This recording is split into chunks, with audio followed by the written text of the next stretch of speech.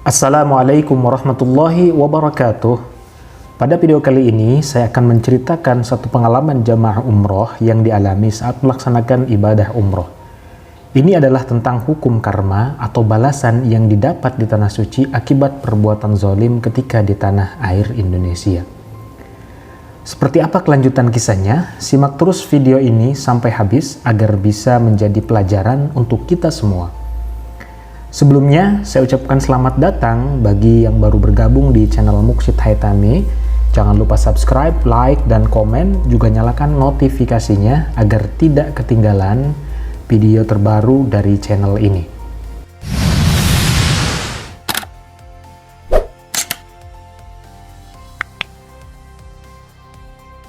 Cerita ini nyata, diambil dari seorang yang pernah berangkat melaksanakan ibadah umroh.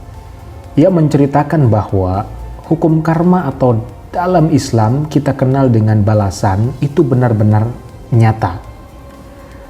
Perlu difahami, ini bukan bermaksud menceritakan aib saudara kita yang terkena pembalasan itu, karena kita tidak menyebut nama atau identitas yang bersangkutan, hanya menceritakan perbuatannya. Cerita ini benar-benar nyata, boleh dibilang tidak masuk akal atau logika. Pada waktu jamaah sampai di kota Madinah Al-Munawwarah, semua berjalan baik-baik saja. Kegiatan ibadah dan ziarah berjalan seperti biasa. Setelah beberapa hari di kota Madinah, maka seluruh jamaah bersiap menuju kota Makkah Al-Mukarramah. Setelah menempuh perjalanan selama kurang lebih 6 jam dengan bis, semua jamaah sampai di kota Makkah Al-Mukarramah. Secara tiba-tiba, ada seorang jamaah yang merasakan kesedihan teramat sangat dalam. Jamaah tersebut menangis sangat sedih dan merasa sakit hati. Menurut penuturannya, dia seolah merasakan tengah berada di dalam tahanan penjara sehingga membuatnya sangat tidak nyaman dan sedih. Jamaah tersebut teringat seluruh keluarga di tanah air dan menangis minta pulang ke tanah air.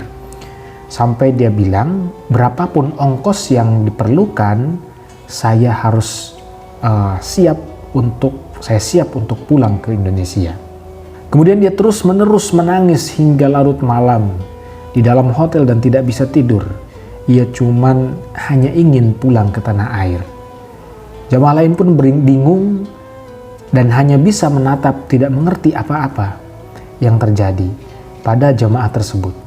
Ada jamaah lain yang memberinya air zam-zam untuk diminum dan sambil dibimbing untuk membaca istighfar, memohon ampun kepada Allah Subhanahu wa Ta'ala atas dosa yang telah diperbuatnya. Barangkali selama di tanah air memiliki kesalahan atau dosa kepada Allah dan juga kepada orang lain, dan itu harus diistighfari. Jamaah tersebut bahkan tak berhenti menangis sampai pagi. Begitu pagi hari, ada satu jamaah lain yang menyapanya dan melihat mata jamaah tersebut yang bengkak juga terlihat sangat lelah. Sepertinya ia menangis semalaman karena ia merasa tidak nyaman seolah berada di tahanan penjara. Padahal sesungguhnya dia sedang berada di tanah suci. Tiba-tiba jamaah yang bengkak matanya memeluk jamaah lain di sampingnya dan menceritakan semuanya. Jamaah tersebut bercerita bahwa ternyata dia pernah melakukan hal buruk atau tidak baik pada seorang pembantu rumah tangganya ketika berada di tanah air. Pada saat pembantu itu bilang tidak betah dan ingin pulang kampung, si jamaah ini malah justru mengunci pintu di kamar si pembantu tersebut dengan tujuan agar tidak bisa kabur atau tidak bisa keluar untuk pulang. Nah, kejadian yang menimpa jamaah tersebut itu adalah sesungguhnya perasaan atau apa yang dirasakan atau yang dialami oleh seorang pembantu tadi yang dikunci dalam kamarnya sehingga tidak bisa keluar dan tidak boleh pulang. Nah, balasan atas perbuatan zalim itu nyata dan ada di tanah suci, maka jemaah tersebut disarankan oleh yang lainnya agar menelpon ke tanah air untuk meminta maaf kepada asisten rumah tangganya. Setelah menelpon dan minta maaf, maka dia mulai tenang dan perasaannya semakin baik. Juga tenang dalam melaksanakan ibadah di tanah suci. Ia kembali berkunjung ke Masjidil Haram untuk melaksanakan sholat sunnah, melaksanakan tawaf sunnah, kemudian i'tikaf, tadarrus Al-Quran, dan lain sebagainya ia lakukan dengan tenang. Dan sampai waktunya kembali pulang ke Indonesia, keadaan terus membaik dan terus membaik. Demikian Bapak Ibu sahabat sekalian, kisah jemaah umroh yang dialami pada sekitar tahun 2016 silam.